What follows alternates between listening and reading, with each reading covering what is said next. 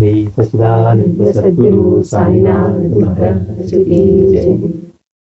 మనం శ్రీ సాయి సన్నిధిలో ముఖ్యమైన భక్తులు కాకుండా ఇంకా బాబా దగ్గరికి వచ్చి సేవించిన ఇతర భక్తుల గురించి తెలుసుకుంటూ మనం బాబరే గురించి, అన్నా చించనీకర్ గురించి, అట్లానే రాజ్బలి మహమ్మద్ బోడస్ అనే భక్తుల గురించి తెలుసుకున్నాం. నమ్మకుండా వచ్చిన వాళ్ళు కూడా బాబా దగ్గరికి నమ్మకం లేకుండా వచ్చినా కానీ ఇతనిలో ఎంత పరివర్తన కలిగింది బోడస్ అనేవాడి అంటే, బాబాని ఎవరో భక్తులు చెప్పారంట, బాబా అడిగినప్పుడు మన దగ్గర ఉన్నదంతా దక్షిణ ఇవ్వగలగటం మన అదృష్టం అని చెప్పారట. సరే, ఇతను అడిగినప్పుడు కొంత ఇచ్చాడు, ఈసారి ఇచ్చినప్పుడు కనుక బాబా అడిగితే అట్లా ఇద్దాం అనుకున్నాడట. సరే, ఇక వెళ్ళిపోవడానికి ముందు మనకి షిరిడీలో ఉన్నప్పుడు సాంప్రదాయం ఏంటంటే బాబా అనుమతి తీసుకొని వెళ్ళాలి. బాబా నేను వెళ్ళొస్తాను అని చెప్పి ఆయన వెళ్ళమంటే వెళ్ళాలి. రేపు మనకి అర్జెంట్ పని 100 ఉండొచ్చు కాక, బాబా అనుమతి లభించకుండా కనుక వెళితే వాడి దారిలోనే దెబ్బతినేవాడు. బ్రిటిష్ అధికారులు కూడా అహంకారంతో వచ్చి బాబాని దర్శించాలని, ఆయన దర్శనం పొందకుండా, లేకపోతే ఆయన చెప్తే మేము వెళ్ళేదేంటి, ఆయన సెలవు ఏంటి అని అడిగేది అనుకున్న వాళ్ళు వెళ్ళి నెలల తరబడి హాస్పిటల్లో ఫ్లూయిడ్స్ పెట్టుకొని బతికేవాళ్ళంట. అంటే సాంప్రదాయం అక్కడ మన అహంకారం పనిచేసింది అనుకోండి, అక్కడ సాంప్రదాయం ఏంటి, బాబా సెలవిస్తేనే వెళ్ళాలి. మనం బాబా దగ్గర భక్తులను చూస్తాం, కోర్టు కేసుల మీద వెళ్తూ అక్కడ వాదించడానికి దారి మధ్యలో వెళ్ళి బాబాని దర్శించుకొని బాబా వెళ్ళబోతూ ఉంటే ఇప్పుడే కాదు తర్వాత వెళ్తే కానీ ఆపేస్తే అతను కంగారు పడ్డాడు. ముందు వాళ్ళందరూ వస్తారు కదా, మరి వాళ్ళందరూ మనం మిస్ అవుతాము, జడ్జి వస్తాడు, వెళ్ళి వాదించాలని. కానీ బాబా చెప్పారు కనుక నాకు ఏవైనా కానీ బాబా మాట ముఖ్యమైన ఆగి తర్వాత 3 రోజుల తర్వాత బాబా 4 రోజులకు వెళ్ళమంటే వెళ్తే అప్పుడు రావాల్సిన జడ్జి ఇప్పుడు వచ్చాడు. ఎందుకంటే అతనికి అనారోగ్యంతో ముందు రాలేకపోయాడని. ఇతను కనుక ముందు వెళ్తే మనకి ఈ రోజులాగా ఎక్కడికి వెళ్తే అక్కడ మంచి హోటల్స్ లేకపోతే లాడ్జ్లో ఉండేవి కాదు కదా. అక్కడికి వెళ్తే వాళ్ళు గుడారాలు తీసుకొని వెళ్ళి పెద్ద అధికారులు అయితేనేమో వాళ్ళకి ఏర్పాట్లు చేసేవాళ్ళు. అంటే బాబా యొక్క సర్వజ్ఞత్వం ఎలా ఉంటుంది అంటే, ట్రైన్ ఎంత లేట్ వస్తుందో కూడా తెలుసు, అక్కడ నుంచి బయలుదేరుతున్నాడా లేదో తెలుసు, వాడికి అనారోగ్యం వచ్చింది వాడు 3 రోజుల తర్వాతే వస్తాడని తెలుసు. అంటే అంత మైన్యూట్ లెవెల్ పర్ఫెక్షన్ అనమాట సర్వజ్ఞత. అంటే ఈ జరగబోయేది అంతకుముందు ఎప్పుడో జరిగింది, రాబోయే జన్మల గురించి కూడా ఆయన తెలుసు. అందుకే బాబా దగ్గరికి చేరడం వస్తే వీడి నాకు పరిచయం చేయడం, నాకు ఎంతో కాలంగా తెలుసు అనేవారు. అంతేకాకుండా వీడికి ఇంకా ఆ కోతి బుద్ధులు పెడ బుద్ధులు పోలేదని, అంటే వీడి వాటిని తీసుకొని వచ్చాడనే చెప్తున్నారు. అంటే సంస్కారాలు జన్మ జన్మలుగా ఉంటాయి. అబద్ధం చేయడం అలవాటు చేసుకున్నాం అనుకోండి, ఏముందండి వాళ్ళకి నష్టం కలిగించిన అబద్ధం చేయడం మొదట కష్టంగా ఉండి తర్వాత అలవాటు అయిపోతుంది. అలవాటు కాస్త సంస్కారంగా బలపడి ఈ జన్మలోనూ వచ్చే జన్మల్లోనూ కూడా ఈజీగా చెప్పగలిగేట్టుకు వస్తుంది. వీడు ఎట్లా చెప్తాడో 2 అబద్ధాలు అంటాం అంటే వాడికి మనం ఇప్పుడు తెలుసు, వాడికి మన పిల్లవాడు గాను కూతురు గాను, కానీ వాడు ఎన్ని జన్మల నుంచి వాడు చూస్తూ ఉన్నాడు, ఎంతో మంది ఎన్ని జన్మలు అవుతాడో ఎన్ని రకాల అబద్ధాలు. సంస్కారం బలపడిపోయి లేదు. కొంతమంది చూస్తాం పిల్లలు అసలు మాకు ఎవ్వరికి భక్తే లేదండి, వీడేంటో పొద్దున్న లేచి భక్తి అంటాడు అంటాం. అంటే వాడికి అంతకుముందు చేసుకున్న వాడి నుంచి అది క్యారీ ఫార్వర్డ్ అయ్యి వచ్చింది. మనకి ఇందులో మన కంట్రిబ్యూషన్ ఏమి ఉండకపోవచ్చు, లేదు కొంత నేర్పించి ఉండవచ్చు, కానీ ఆ సంస్కారం ఎలా పట్టుకుంది అంటే వాడి జన్మలో చేసుకుంటే, మనం అనుకున్నాం కదా, మనం లౌకికంగా సంపాదించుకునేవన్నీ ఇక్కడే ఉండి వెళ్ళిపోతాయి. అంటే తర్వాత మన తరాలకు వెళ్ళినా కానీ ఇక్కడే ఉంటాయి, మనతో అయితే రావు. దానికోసం మన జీవితం అంతా పెట్టి చాకరీ చేస్తూనే ఉంటాం. అరే ఒక్కసారి అనుకున్నాం అనుకోండి, మనతో రాని వాటి కోసం ఇంత దవన పడుతున్నా, మనతో వచ్చేదానికోసం కొంత సమయం కేటాయించాలి. రోజుకో 1 గంట సేపు సాధన, 1 గంట సేపు నామజపం, 1 గంట సేపు పారాయణ, అట్లా అనుకున్నాం అనుకోండి, అది మనతో వస్తుంది. అది అలా చేయటం కూడా సంస్కారంగా వచ్చి తర్వాత మనకి వస్తుంది. కానీ అలా కాకపోతే మనకి ఇది రానే రాదనమాట. అట్లా బాబా దగ్గర సెలవు తీసుకోకుండా వెళ్ళి ఎంతో మంది అలా ఇబ్బంది పాలని వాళ్ళు ఉన్నారు. మళ్ళీ ఒకసారి బాబా సెలవు ఇచ్చిన తర్వాత సరే వెళ్ళిరా అన్నారంటే బాబా షిరిడి దాటకుండా మళ్ళీ బాబా దగ్గర రాకూడదట. అందుకని ఒక భక్తుడు ఏం చేశాడు, అట్లా వెళ్ళబోతూ అరే బాబాకి దక్షిణ ఇద్దాం అనుకున్నాను, ఇప్పుడు మళ్ళీ షిరిడి సాంప్రదాయం ప్రకారం వెనక్కి వెళ్ళకూడదు కదా, బాబా సెలవు ఇచ్చేశారనుకొని దారి వెళ్తూ ఉంటే బాబా లెండి కంటిలోని చూసి, చూడండి లోపల మసీదులో కూర్చొని అన్నారు. ఇతను లెండి దగ్గరికి కూడా వచ్చినప్పుడు ఆలోచన వచ్చింది, బాబా లెండి కంటిలో చూసి అంటున్నారు, వెళ్తున్నావా, మంచిది వెళ్ళిరా అన్నారు. అంటే ఏంటి, రూపం అనుకుంటే మసీదులో ఉన్నారు, కానీ ఆయన ఇక్కడ ఎలా కనపడుతూ ఉన్నారు, ఇక్కడ కాదు అన్ని చోట్ల కనపడతారు. ఒక భక్తుడికి ఆయన ఫోటో ఇచ్చి అక్కడ తీసుకెళ్లి మందిరం కట్టించు, నీకు అదే షిరిడి అన్నారు. ఎంతైనా కానీ రూపం చూడటానికి అలవాటు పడి బాబా దగ్గరికి మళ్ళీ వచ్చాయంట. మరి నన్ను అక్కడ ఇక్కడికి వచ్చావేంటి అన్నారట. బాబా మీరు అక్కడ ఉన్నారని నాకు తెలియాలి కదా అని అక్కడ కనపడుతూ ఉన్నారట. అంటే అన్ని చోట్ల మనతో అన్ని చోట్ల ఉంటారు. అది బాబా అంటే. అంతేగాని షిరిడీలో ఆయన ఉన్నారండి, పెద్ద మేము ఆయన పూజించమండి, మాకు వేరే అనుకుంటే మనలో ఉన్నారు. నువ్వు చేసినా చేయకపోయినా గానీ ఆయన పాపం మనకి సేవ చేస్తూనే ఉంటాడు. మన ప్రాణం నిలిచేంత వరకు ఆయన చేస్తూనే ఉంటాడు. ఇట్లా ఈయన దగ్గరికొచ్చి ఈ బోడస్ బాబా దగ్గరికి సెలవు తీసుకోవడానికి వచ్చాడట. అంటే దక్షిణ ఇస్తే మంచిదన్నారు గదా! ఈసారి వచ్చినప్పుడు బాబాకి అడిగితే గనుక దక్షిణ మొత్తం ఇద్దామని. తర్వాత వెళ్ళిన తర్వాత బాబా అప్పుడు ఒక మంగళవాడొచ్చి బాబాకి ఇది చేస్తున్నాడు. అంటే ఆ వెంట్రుకలు అది మీసాలు కత్తిరించి అట్లా తీస్తూ ఉన్నారు. బాబా ఇతన్ని చూసి వెళ్తున్నావా అనంట. మనమైతే ఏం చెప్తాం, అవును బాబా మేము డిసైడ్ అయ్యాం, రేపు మాకు ఇంపార్టెంట్ పనుంది, మీటింగ్‌లున్నాయి. ఎక్కడ కూర్చుంటాం అంటాం మనమైతే. అతనేమో ఎట్లాంటి వాడు, నాస్తికుడిగా వచ్చాడు. బాబా మీద నమ్మకం లేకుండా వచ్చాడు. వచ్చి కూడా ఏమంటున్నాడు, లేదు బాబా మీ అనుమతి అడగడానికి వచ్చానన్నాడు. అంటే ఏంటి, మీరు అనుమతి ఇచ్చి వెళ్ళమంటే వెళ్తా, లేదు మీరు ఇక్కడే పడి ఉండమంటే ఇక్కడే ఉంటా. అంటే మహాత్ముల దగ్గరికి వెళ్ళినప్పుడు మన ఇష్టాయిష్టాలు ఇవి కాదు. ఆయన అనుమతి తీసుకొని ఆయన వెళ్ళమంటే చూడండి ఎంతటి పరివర్తన వచ్చిందంటే ఒక్క రోజులోనే. ఎవరి దగ్గరికెళ్ళి నమస్కారం కూడా చేసేవాడు కాదు. కానీ బాబా దగ్గరికొచ్చిన తర్వాత వెళ్తున్నావా అంటే, లేదు మీ అనుమతి కోరడానికి వచ్చాను అన్నాడు బోడస్.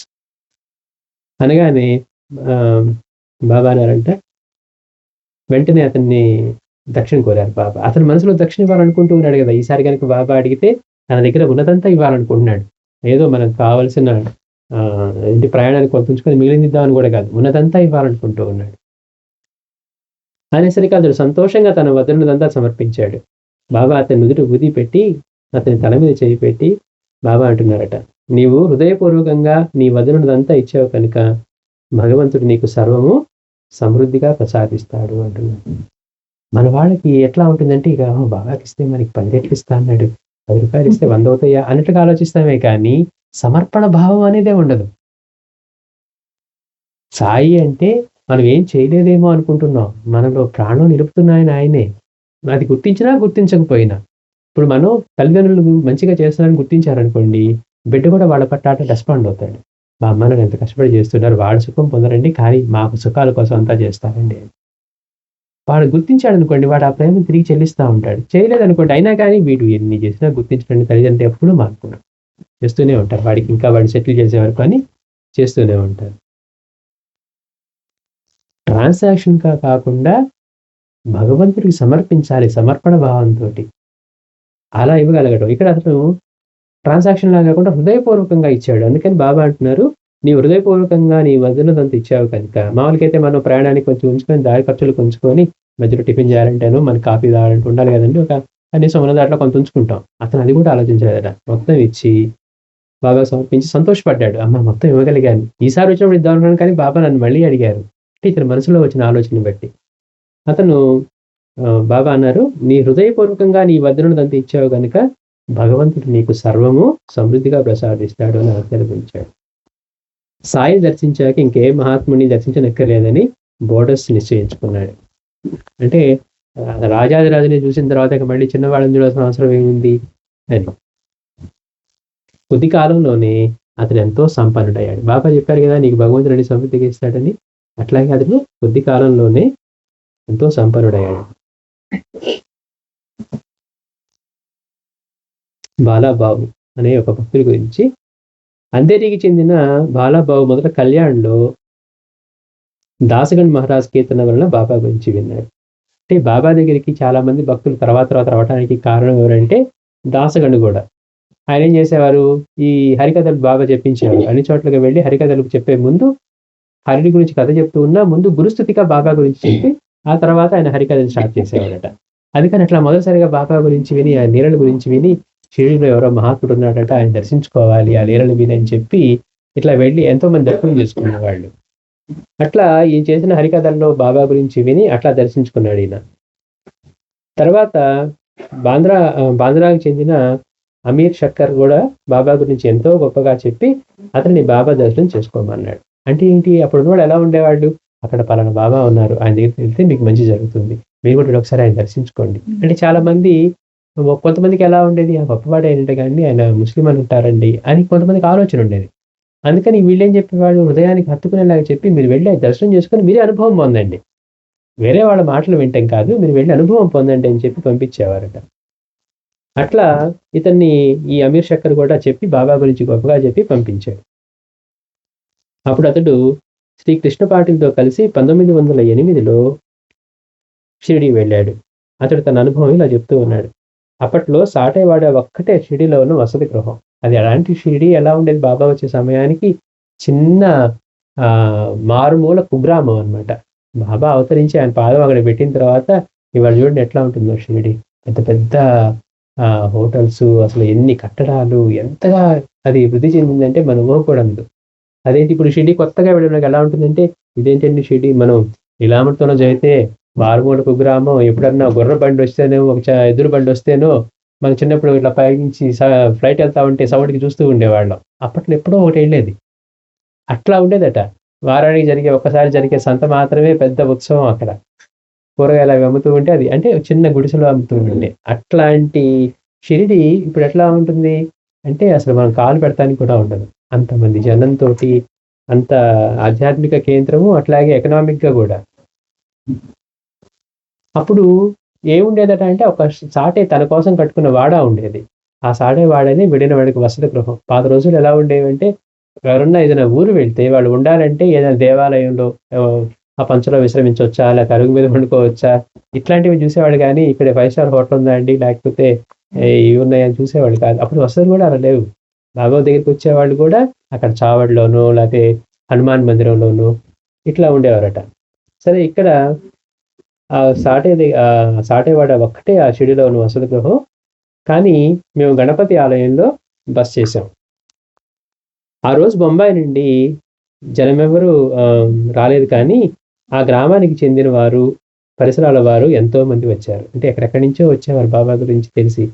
ఆ రోజు బాంబే నుంచి రాలేదు, కానీ మిగిలిన ప్రదేశాల నుంచి వచ్చారు.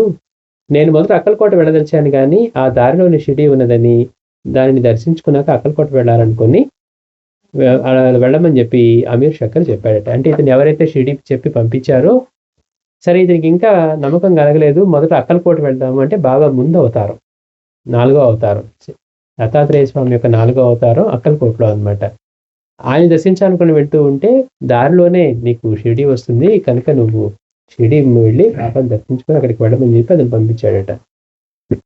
కనుక నేను కేవలం బాబా దర్శనం మాత్రం చేసుకొని అక్కలకోటకు బయలుదేరి వెళ్ళిపోవాలనుకున్నాను. కానీ మేము బాబాను దర్శించగానే ఆయన, నేను అక్కలకోట వెళ్ళి తీరాలి అన్నారు. నా మనోభావాన్ని గుర్తించగల వారి శక్తి చూసి ఆశ్చర్యపోయి ఆ రోజంతా వారి సన్నిధిలోనే గడపాలని నిర్ణయించుకున్నాను. అంటే మనం ఇందాక అనుకున్నట్టుగా బాబా మన మనసులో నుంచి వ్యక్తం కాని ఆలోచనలు ఆ సమయంలో వచ్చినవి కానివ్వండి, లేకపోతే ఎక్కడో కొన్ని వేల మైళ్ళ దూరంలో ఉన్నా మనం ఎక్కడున్నా వచ్చిన ఆలోచనలు కానివ్వండి, ఆయనకి ఎప్పుడు కూడా ప్రతి ఒక్కటి తెరిచిన పుస్తకం లాంటిది అనమాట. ఇతను అక్కలకోట వెళ్తూ ఊరికే ఈయన చెప్పాడు కాబట్టి బాబా దగ్గరికి వచ్చి వెళ్దాం అనుకున్నాడు. ఇక్కడ రాగానే బాబా ఏమంటారు, నేను అక్కలకోట వెళ్ళి తీరాలి అన్నారట. అంటే ఇతని మనసులో నుంచి ప్రకటించే నీ ఆలోచనని బాబా చెప్పేసరికి ఆశ్చర్యపోయాడు. అంటే సాయి సామాన్యుడు కాదు, ఆయన సర్వజ్ఞులు. మనం ఎవరితో చెప్తే తెలుస్తుంది, కానీ నా మనసులో నుంచి ఉన్న ఆలోచన కూడా ఆయన చెప్పేస్తూ ఉన్నారని. అందుకని లేదు ఇవాళ అక్కలకోట వెళ్ళను, ఈ రోజంతా నేను సాయి సన్నిధిలోనే గడపాలి అని చెప్పి ఆయన నిర్ణయించుకున్నాడట. ఒక మహాత్ముని సన్నిధిలో ఉన్న సంతోషాన్ని పొందాలనేది నేను కోరినది. ఆ మరురోజు వారి అనుమతితో అక్కలకోటకు వెళ్ళాను. తర్వాత బాబా అనుమతి ఇచ్చిన తర్వాత వారి చేత ఆకర్షించబడ్డాను కనుక అటు తర్వాత దీపావళికి మళ్ళా షిరిడి వెళ్ళాను. జీవితంలో ఎప్పుడైనా ఒక మహాత్ముని దర్శించామనుకోండి, మళ్ళీ ఎప్పుడు వెళ్తాం? మనం ఆరాధించే, మనం అభిమానించే సినిమా తారలు, స్పోర్ట్స్ స్టార్స్ ఉంటారు. వాళ్ళ గురించి చెప్పుకొని మనమే వాళ్ళని అంత గొప్పగా చెప్పుకుంటూ ఉంటాం. వాళ్ళు మనకి పైసా చేసేది ఏముండదు, మన సమయాన్ని వృధా చేయడం తప్పించి. కానీ బాబా లాంటి మహనీయుడి దగ్గరికి వస్తే మన జీవితాన్ని మార్చేస్తారు, మన కష్టాల నుంచి బయట వేయగలరు. కానీ ఈయన గురించి చెప్పుకోవటానికేమో మనకి అవుట్ ఆఫ్ ఫ్యాషన్. వాడంటండి స్పోర్ట్స్ స్టార్ అంటండి, వాడేదో చేస్తూ ఉంటాడు. వాడి గురించి చెప్పుకోవటం మనకి మహానందం. వాడు మన జీవితంలో దేనికి పనికిరాడు, మనం చెప్పుకుంటున్నామని వాడికి తెలియదు. మనలాంటి వాడు పిచ్చోడు ఎంతోమంది వాడికి ఉన్నా కానీ వాడు చెయ్యి ఊపితే వాడు నా వైపు చెయ్యి ఊపాడు అంటాం. దానివల్ల మనకి ఏమొస్తుంది? అదే అరగంట సేపు బాబా గురించి కూర్చొని కనుక పారాయణ చేసుకుంటేనో ఈ గురించి వింటేనో మనసు పవిత్రం అవుతుంది, జీవితంలో అనుగ్రహం పొందాలని తపన కలుగుతుంది. ఆయన మన జీవితంలోకి వస్తే మన జీవితమే మారిపోతుంది. కానీ ఏ స్పోర్ట్స్ స్టార్ అని ఆరాధించి జీవితం మారిందని చెప్పిన వాడు ఎవడన్నా ఉన్నాడా? లేదు సినిమా తారల గురించి కానివ్వండి, యాక్టర్ల గురించి కానీ మేము వాడి పార్టీ అండి, మేము వీడి ఫ్యాన్స్ అని చెప్పుకుంటారు. వాళ్ళ వల్ల మనకి జీవితంలో ఎలాంటిదైనా జరుగుతుందా? కానీ ఇవాళ దాని గురించి మాట్లాడితేనేమో స్టైల్‌గా ఉంటుంది. అదే మహాత్ముల గురించి సంతోషాన్ని పొంది జీవించగలగడం గాని, ఆధ్యాత్మిక గురించి మాట్లాడుకోవటం ఔట్ ఆఫ్ ఫ్యాషన్‌గా ఉంటుంది. వాళ్ళంతా భజన బ్యాచ్ అండి అని ఊరికే ఈజీగా లేబుల్ వేయగలిగినంత ఈజీగా ఉంటుంది మనకి. కానీ ఆయన గురించి చింతన చేస్తే మన జీవితాన్నే మార్చేస్తారు. అప్పటి వరకు పిల్లలు లేకుండా 20 ఏళ్లకు ఉన్న వాళ్ళకి కూడా బాబాని ఆరాధించిన తర్వాత కేవలం గ్రంథపారాయణ చేసి పిల్లలు పొందిన వాళ్ళు ఉన్నారు. ఎంతో కాలంగా అనారోగ్యంతో ఉండి ఇక్కడ నాకు తెలిసిన వాళ్ళు క్యాన్సర్‌తో ఉన్న వాళ్ళని బాబా 2, 3 వారాల పారాయణకే వాళ్ళకి అలాంటి మిరకిల్స్ చేసి రక్షించారు. అదే మనం చెప్పండి కూర్చొని చెప్పుకుంటాం. ఆ సినిమాలో అట్లాంటి, ఈ సినిమాలో ఇట్లాంటి, ఆ ఆటలో ఇట్లాంటి అని. ఎవరన్నా మనకి అలా చేయగలరు. అంటే మనం అలాంటి కామన్ సెన్స్ వాడినా కానీ మన సమయాన్ని వాళ్ళ మీద మనం పెట్టడం వేస్ట్. కాలక్షేపానికి చూసినా గానీ వదిలేసేట్టుగా ఉండాలి. కానీ డిస్కషన్‌లు పెట్టుకొని పోటీతత్వాలు వాడట్లా, వీడిట్లా అనేంత కూడా మనం చేసామంటే ఏమాత్రం కూడా మనకు కామన్ సెన్స్ లేనట్టే. ఎందుకని మనకు ఉపయోగపడేది ఎట్లాగూ. పోనీ మనం చేస్తున్నాం అని వాడికి తెలిస్తే పర్వాలా. ఇక్కడ కూర్చొని బాబా గురించి మాట్లాడుకుంటూ ఉండేవారట. ఏంట్రా వాడు అక్కడ అంటూ ఉన్నాడు బొంబాయిలో కూర్చొని అనేవారట. వాళ్ళు అక్కడ కూర్చొని ఏం మాట్లాడుతూ ఉన్నారో మళ్ళీ వాళ్ళు వచ్చినా చెప్తే 100% అదే. ఇదేంటి నేను ఇక్కడ కూర్చొని మాట్లాడుతూ ఉంటే బాబాకి ఎలా తెలుస్తూ ఉంది? అది ఆయన సర్వజ్ఞత్వం, సర్వవ్యాపకత్వం. ఊరికే తెలుసుకోవడం కాదు, ఆలోచించి వాడు ఏమనుకుంటున్నాడో మనసులో తెలుసుకోవడం కాదు. మనలో ప్రాణశక్తిగా, ఆత్మశక్తిగా మన జీవనానికి ఆధారమై ఉన్న చైతన్యమే మనం సాయి అంటున్నాం. దాన్నే భగవంతుడు అనండి, ఏం తప్పులేదు. కానీ రూపంతో మన దగ్గరికి వచ్చాడు. మిగిలిన వాళ్ళని ఆరాధించడానికి, అభిమానించడానికి వాడు ఒక స్పోర్ట్స్ స్టార్ ఏ కులం అని చూస్తున్నావా? ఏమండి వాడు మనోడే ఎంకరేజ్ చేస్తున్నాం మన మతం అని. మరి బాబా దగ్గరికి ఎందుకంటున్నావు ఆయన ముస్లిం అండి అని? ఏ రోజన్నా మనం ఆలోచిస్తామా అట్లా? అందుకని అంటే ఇవన్నీ కూడా మనకి నిజంగా శ్రేయస్సునిచ్చేది ఏంటి, మనకి ఉపయోగపడేది ఏంటి అనేది మనం తెలుసుకోగలగాలి. ఇతనికి ఒకసారి బాబాని చూడగానే ఎట్లాంటిది అనిపించిందంటే ఆకర్షితుడైపోయాడు. మహాత్ముల దగ్గర ఉండేది కూడా అదే. వాళ్ళు మన మనస్సుని హరించేస్తారు. ఎట్లా ఉంటుంది వాళ్ళని చూడగానే ఇక మళ్ళీ మళ్ళీ ఎప్పుడు వస్తాం వాళ్ళ దగ్గరికి. ఎందుకు వెళ్తారు అంటే అది చూడకుండా ఉండడం సాధ్యం కాదు కనుక. అక్కడ ఏముంటుంది? ఆనందంగా ఉంటుంది. ఇది కావాలి, అది కావాలని అనిపించకుండా అక్కడ కూర్చొని ఉన్నారు, ఆయన సన్నిధిలో కూర్చొని ఉన్నాం. ఒక మహాత్ముడిని దర్శించుకుంటేనే ఇవన్నీ తెలుస్తాయి. లేకపోతే పొరపాటును కూడా తెలియదు. చూడండి గమ్మత్తు. ఒక మహాత్ముని దర్శించుకున్నప్పుడు మాత్రమే మహాత్ముడు అంటే ఎట్లా ఉంటాడో తెలుస్తుంది. బెల్లం మొక్క నోటిలో మనం పెట్టుకున్నప్పుడే నాలుక మీద తెలుస్తుంది. కానీ ఎన్నిసార్లు బెల్లం భలే తీయగా ఉంటుందండి, తీయగా ఉంటుంది అన్నాం అనుకోండి, మనకి ఎప్పటికీ తెలియదు. ఆ స్పర్శ లేదు కనుక మహాత్ములు ఏంటంటే మనుషులే కదా వాళ్ళు. మాస్టర్ గారి గురించి అట్లా అన్నవాళ్ళు ఉన్నారు. ఆయన ఏదో లెక్చరర్‌గా పనిచేశాడా మాకు తెలుసు, మా వీధిలోనే ఉండేవాడు. మేము ఎప్పుడు వెళ్ళేవాళ్ళం కాదు. ఏదో బాబా గురించి చెబుతుంటే వస్తూ ఉండేవాళ్ళు అనేవాళ్ళే తప్పించి ఇప్పుడు ఏమంటారు? ఆయన సాక్షాత్తు దత్తావతారుడు మాకు తెలియలేదండి, తెలుసుంటే ఎట్లా ఉపయోగించుకునేవాడో అంటారు. అంటే మనకి గుర్తించలేనప్పుడు ఎలా ఉంటుందంటే వీటి గురించి అసలు మనం ఆలోచన కూడా పోదన్నమాట. అలా ఆకర్షించబడి మళ్ళీ మళ్ళీ ఎప్పుడు షిరిడీ వెళ్తాను. మాస్టర్ గారి దగ్గరికి ఎక్కడి నుంచో బయలుదేరి వచ్చేవాడట. ఎందుకు బయలుదేరారు? పొద్దున్నే అనిపించేది వాడు మాస్టర్ గారి దగ్గర బాగుండు. ట్రైన్ ఎక్కేవాడంట, వచ్చేసేవాడు. చీరాల నుంచి, ఆ ఊరు నుంచి. ఎందుకు వస్తున్నారయ్యా మీరందరూ అంటే మాస్టర్ ఏం చెప్పక్కర్లా, ఆయన సన్నిధిలో కూర్చొని ఉంటే చాలు. ఎంత హాయిగా ఉందండి. ఏంటి అప్పుడే సాయంత్రం అయిపోయిందా అనుకునేవాడట. అంటే మనసు తెలియకుండా వేరే వాటి స్టిమ్యులస్ లేకుండా, అంటే ఇప్పుడు మనం ఏదో ఇప్పుడు బాగుందంటే కాఫీ తాగాం, లేకపోతే ఏదో వచ్చిందంటే ఆనందం. ఏమీ లేకుండా కూర్చొని ఉండటమే ఆనందం. అందుకే బాబాల ఆకలి దప్పులు కూడా మరచి ఆయన గురువుని సేవించగలిగారు. క్షణపాటు ఎడబాటును కూడా సహించలేకపోయాను అని చెప్పారు. అలా ఒక్క నిమిషం తిప్పుకుంటే మనసు తాతాలాడిపోయేదట. మళ్ళీ ఆయన గురువుని చూసేంత వరకు మనశ్శాంతి ఉండేది కాదట. అట్లా ఉంటుంది ఒక మహాత్ముడి సన్నిధి. అందుకని ఒక్కసారి దర్శనం అయితే మళ్ళీ ఎప్పుడెప్పుడు వెళ్తాం, మళ్ళీ ఎప్పుడెప్పుడు వెళ్తాం. అదే అంటారు. ఇప్పుడు స్వామీజీని తీసుకున్నా, మాస్టర్ని తీసుకున్నా, బాబాని తీసుకున్నా, వాళ్ళు ఏమైనా మహారాజులకు సింహాసనానికి కూర్చున్నారా? పెద్ద పెద్ద దర్బారులు నిర్వహించినట్టుగా ఉందా? లేదు. కానీ వాళ్ళ దగ్గర అంతటి ఆనందం ఉంటుంది. సర్వ సంపదలు వాళ్ళ పాదాల దగ్గర ఉంటాయి.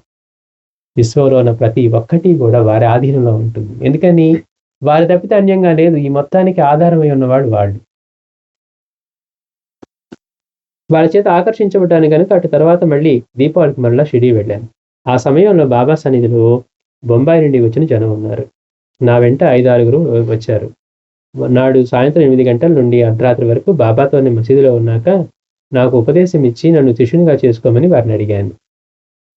బాబాతో గడిపి బాబా తనట, బాబా నాకు ఉపదేశం ఇచ్చి నన్ను మీ శిష్యుడిగా స్వీకరించండి అని అడిగారట. బాబా అన్నారు, మనకు గురుపదేశం పొంది తీరాలన్న నియమం ఏమీ లేదు. జనరల్గా మనం ఏమనుకుంటాం, గురు శిష్య సంబంధం అంటే గురువు మంత్రం ఇవ్వాలి, శిష్యుడికి అట్లా మంత్రం ఇస్తేనే వాళ్ళిద్దరికి ఆ బంధం ఉంటుందేమో, మనం ఆధ్యాత్మికత స్టార్ట్ చేయాలంటేనేమో మనకి ఆయన మంత్రం ఇస్తే ఆ మంత్రం సాధన చేయటమేమో అంటున్నాం. కానీ బాబా ఏమంటున్నారు, అసలు నా సాంప్రదాయమే అది కాదు, నా గురువు నాకు ఏ మంత్రం ఇవ్వలేదు, పైగా నేనే కాదు ఎక్కడికి వెళ్ళొద్దు అంటున్నారు. ఎందుకని? మీరు మోసపోకండి. మంత్రం ఇచ్చేవాడు ఎలా ఉండాలట అంటే ఆ మంత్రం చేసి ఆయన సిద్ధి పొంది ఉండాలట. ఇప్పుడు నాకు లెక్కలు వచ్చని చెప్పాలి అంటే నాకు లెక్కలు చేసి నేను సాల్వ్ చేయగలిగేట్టు ఉండాలి. నేను పుస్తకంలో చదివాను కానీ నాకు లెక్కలు రావండి, మీరు వస్తే మీకు చెప్తా అన్నాం అనుకోండి, వెళ్తాం మనం. అంటే మంత్రోపదేశం ఎవరి దగ్గర పొందాలి అంటే ఆ మంత్రాన్ని ఎవరైతే సిద్ధించుకున్నారో, గాయత్రి మంత్రం ఉంది, గాయత్రి మంత్రం చేశారనుకోండి, ఏదో మనకి పూజలో పందులుగా చేయడం ముక్కు మూసుకోండి ఆ మంత్రం అనండి అనగానే గాయత్రి మంత్రం అయిపోదు. వ్యవహారికంలో చేస్తారు. గాయత్రి చేసి సిద్ధి పొందిన వాళ్ళు ఉన్నారు. ఎట్లా ఉంటారంటే మనకి వైజాగ్ దగ్గర పాగలపడు గురువు గారు ఉండేవాళ్ళు. ఎట్లా ఉంటారట, పల్లెటూరులో అక్కడి నుంచి అడవుల్లోని మనుషులు వచ్చి బాబు గారు ఇక్కడికి పురుడు వస్తూ ఉన్నాయి, మాకు ఇబ్బందిగా ఉందంటే అలా అటు చూసి అటు నుంచి వస్తుందా ఇక రాదులేపో అనేవాళ్ళట. మణిపూర్ వచ్చేది కదట. బ్రిటిష్ వాళ్ళకి ఆశ్చర్యం వేసింది, ఏంటి ఈయన ఎప్పుడు చూసినా ఇదిగా ఉంది, దగ్గర అన్నం ప్రతిరోజు ఎంతమందికి అన్నదానం జరుగుతుంది, వచ్చిన వాళ్ళకి సుభిక్షంగా జరుగుతున్నాయి, ఇది రేషన్ కాలం వీనికి ఎట్లా జరుగుతున్నాయి అని చెప్పి మొత్తం వెతికారంట. 2 గుప్పిళ్ళు బియ్యం కనపడ్డాయి అంతే. వచ్చిన వాళ్ళందరికీ ఆ రోజుల్లో అన్ని విరివిగా ఇచ్చేవారట. ఎట్లా సాధ్యమవుతుంది అంటే అప్పుడు చెప్పారు ఆయన, ఇదంతా గాయత్రి సిద్ధి, అన్ని అమ్మ సమకూరుస్తుంది, బిడ్డకు కావాల్సిన తల్లి ఎలా చూసుకుంటుందో అలా చూసుకుంటుంది.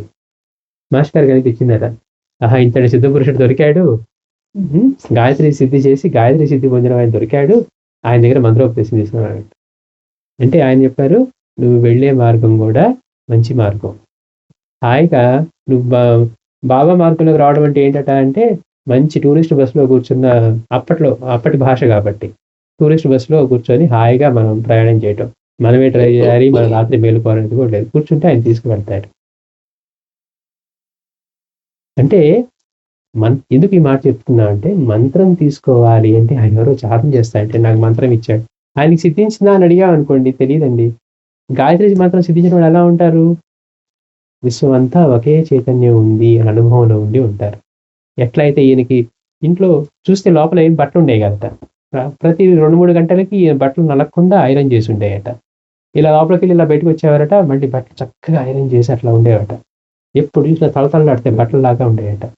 ఎలా సాధ్యం అంటే ఎంతమంది వచ్చినా ఒకే, ఆయన సిగరెట్ తాగేవారట, ఆయన పెట్టిలోంచి ఇస్తే ఎంతమంది వచ్చినా అందులోంచి 100 మంది వస్తే 100కి వస్తాయి, 1000 మంది వస్తే 1000 మందికి వస్తాయి, 10 మందికి వస్తే 10 మంది వస్తాయి, సుభిక్షంగా ఉంటుంది. అంటే ప్రతి ఒక్కటి కూడా గాయత్రి సిద్ధి పొందిన వాళ్ళు అలా ఉంటారు. మనకి ఏదో మంత్రం చదువుతూ గాయత్రి మంత్రం ఇదండి అని చెప్పేట్టుగా ఉండరు. అందుకని మంత్రం తీసుకోవాలి అన్నా కూడా అలా ఎవరైతే దాన్ని సిద్ధించుకున్నారో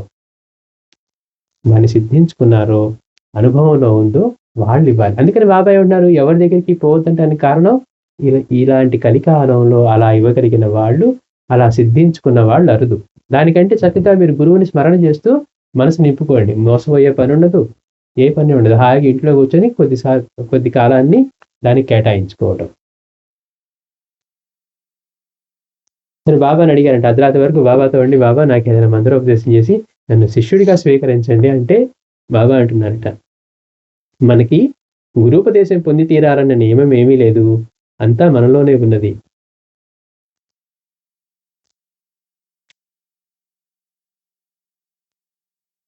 నీవు ఎలాంటిది నాటుతావో అలాంటి దాన్నే పొందుతావు అన్నారు.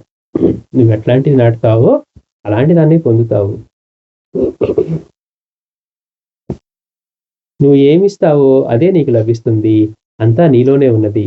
అంతర్వాణి చెప్పినట్లు విని అది ఆచరించినట్లుగా నడుచుకో, మనకు మనమే చూసుకోవాలి, అదే గురువు అన్నారు. నేను బాబా ఉన్న ఉపదేశం కోరినప్పుడు ఇప్పుడు కూడా రత్నగిరిలో నాకు మా సాంప్రదాయ గురువు ఉన్నారు. బాబాపై విశ్వాసం పెరిగిన కొద్దీ నేను పండరీపురం, అక్కలకోట వెళ్ళడం తగ్గించాను. బాబాపై విశ్వాసం పెరిగిన కొద్దీ అంతకుముందు అక్కలకోట అటు పండరీపురం వెళ్ళేవాడు కదా, ఇప్పుడు అవన్నీ తగ్గించాట. నేను స్థానిక పాఠశాలలో అసిస్టెంట్ మాస్టర్గా పనిచేస్తూ స్టాంపులు కూడా అమ్మేవాడిని. నేను షిరిడి వెళ్తుండటం వలన నా స్కూల్ పని దెబ్బతింటూ ఉండేది. చూడండి, మరి ఆ రోజుల్లో మరి పని చేసుకుంటూ ఉన్నా మరి మనసేమో ఉబిళ్ళూరుతూ ఉంటుంది. ఒకసారి ఒక మహాత్ముడు, అందులోనూ అలాంటి మహాత్ముడు దొరికాక వెళ్లకుండా ఉండటం మనకు సాధ్యం కాదు. మనసు లాగేస్తూ ఉంటుంది, ఎప్పుడెప్పుడు వెళ్దాం అని. ఈయన వెళ్తూ ఉండటం వల్ల అతనికి స్కూల్ పనులు ఏం దెబ్బతిండండి. మా స్కూలు అధికారులు నేను ఆ సమయంలో ఎక్కడున్నానో విచారించి నన్ను ఎగతాళి చేస్తూ ఉండేవాడు. ఏమైనా నువ్వు స్కూల్కి కాకుండా అక్కడ ఏదో ఒక షిరిడి వేడి ఆ ఫకీర్ దగ్గర తిరుగుతున్నావు అని చెప్పి ఎగతాళి చేసేవారట. నేను స్కూల్లోనో లేక షిరిడిలోనో ఏదో ఒక దాన్ని ఎన్నుకోవాల్సి వచ్చేసరికి నేను స్కూల్ పనినే విడిచిపెట్టాను. చూడండి, వాళ్ళకి పరిపక్వత అలా ఉంది. ఏది ముఖ్యం జీవితంలో? స్కూల్లో టీచర్గా పనిచేయడం ముఖ్యమా, షిరిడిలో ఉండటం ముఖ్యమా అనుకున్నాడట. రెండింటిలో ఒకటి. ఎందుకని ఈయన అన్నిసార్లు సెలవు పెట్టి వెళ్లాల్సి వస్తుంది. వెళ్ళినప్పుడల్లా అధికారులతోటి ఇబ్బంది, పైగా హేళన చేస్తూ ఉన్నారు. కొంతకాలానికి స్టాంపులే అమ్ముతూ ఉండి తర్వాత ఆ వృత్తి మా అబ్బాయికి ఇచ్చాను. నాకు అప్పుడు నెలకి 20 రూపాయలు లేక 25 రూపాయలు వచ్చాయి. నెలకి 20 రూపాయలు లేక 25 రూపాయలు వచ్చాయట ఆ స్టాంపులు అమ్మితే. నేను ఉద్యోగం విడిచినప్పటికీ నాకు 32 సంవత్సరాలు. చిన్న వయసులోనే ఏదో రిటైర్మెంట్ వయసు వచ్చిన తర్వాత వదిలేద్దాం అనుకోవాలా. 32 సంవత్సరాల వయసులో అది అతను వదిలేసి అయినా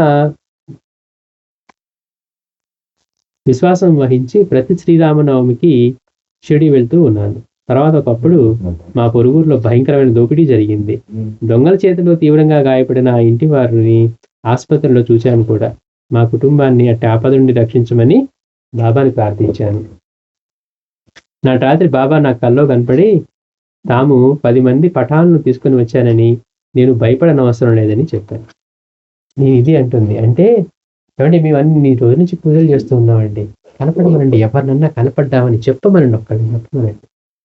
ఇవాళ పలికే బాబా కాకుండా నేను ఎంతో కాలంగా ఆయన పూజిస్తున్నానండి, ఆయన కనపడి నా కల్లో చెప్పాడండి, చెప్పమనండి ఎవరినన్నా. అలా మనం చేసేదానికి పిలిస్తే పలికేవాళ్ళు అసలు కనపడు. ఏంటి సాయి ప్రత్యేకత అంటే ఒక్కసారి ఆయన గ్రంథపారాయణ చేస్తేనే అనుభవాలిస్తూ ఉన్నారు. ఒక్క పారాయణ జరగచ్చు, 2 పారాయణ జరగచ్చు, 10 జీవితాన్నే మారుస్తున్న కష్టాలు కోరికలు తీర్చడం అనేది ఒక బై ప్రోడక్ట్. ఆయన దగ్గరికి మనం వాటి కోసమే వెళ్తాం, కానీ మన మనసుని పరివర్తన తెచ్చి మన జీవితాన్నే మారుస్తూ ఉన్నారు. బాబా అక్కడ దొంగలు పడి వాళ్ళందరినీ కొట్టి దోచుకుంటున్నారంట, అక్కడ మా వాళ్ళు కూడా ఉన్నారు, కాపాడమని ప్రార్థన చేశాడట. చేస్తే మామూలుగా ఇప్పుడు మనం ఎన్నో ప్రార్థన చేసాం, తీరితే అమ్మయ్య నేను అమ్మవారికి చేశాను, రేపు పూజ పెట్టుకుంటా అంటాం. కానీ అమ్మవారు కనపడి నీ కోరిక తీర్చానని చెప్పిన ఎక్కడైనా కనపడిందా? నీకు కోరిక తీరితే చాలా అమ్మ అనుగ్రహం ఉంది, తీరకపోతే ఏమని నేనేం తప్పు చేశాను, ఈసారి 2 సార్లు చేస్తానంటాం. అంతేగాని భగవంతుడి మీద భక్తి అనేది మాత్రం ఉండదు. మనదంతా ట్రాన్సాక్షన్, చేస్తే లాభం, చేస్తే లాభం, చేస్తే లాభం, ఇది చేస్తే అది, ఇది చేస్తే అది. కానీ బాబా దగ్గరికి ఏమవుతుంది? బాబా యొక్క లక్ష్యం కేవలం మనం కోరిని ఇవ్వటం కాదు, కోరనవసరం లేని స్థితి ఏదైతే ఉందో అది ఇవ్వటం. అంటే ఇక ఏం కోరవలసిన అవసరం లేని స్థితి. ఎట్లాంటి స్థితి? ఆనంద స్థితి. ఇప్పుడు ఇవన్నీ ఎందుకు కోరికలు ఉన్నాయి? ఇవన్నీ ఉంటే మనం బాగుంటాము అనే ఆలోచనలో మన కోరికలు ఉంటాయి. నిజంగా ఏదైనా తీవ్రమైన ఇబ్బందితో బాధపడుతూ ఉండి అప్పుడు కోరేమంటే అర్థం ఉంది, అప్పుడు దీంతో ఉన్నామంటే. కానీ అన్నీ ఉన్నా కానీ ఏమనండి 2 ఏళ్ళ నుంచి ఇదే చేస్తాను, ఎదుగుతలే లేదు, వాడు జాబ్లోంచి పీకడు, శాలరీ పెంచడు అంటాం. అంటే మన ఆలోచన ఎక్కడ ఉంటాయి అంటే అన్నిసార్లు అలానే ఉంటుందన్నమాట.